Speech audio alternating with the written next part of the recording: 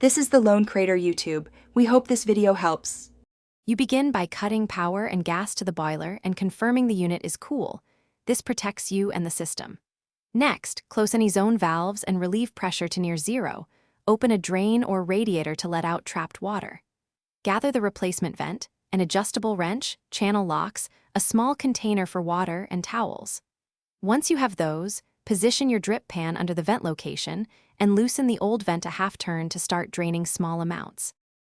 With water drained to a safe level, fully unscrew the old air vent and inspect the mounting surface for corrosion or debris. Clean it with a rag. Prepare the replacement by wrapping PTFE tape 2-3 times clockwise or fitting a fresh gasket so it seals correctly. Thread the new vent in by hand to avoid cross-threading.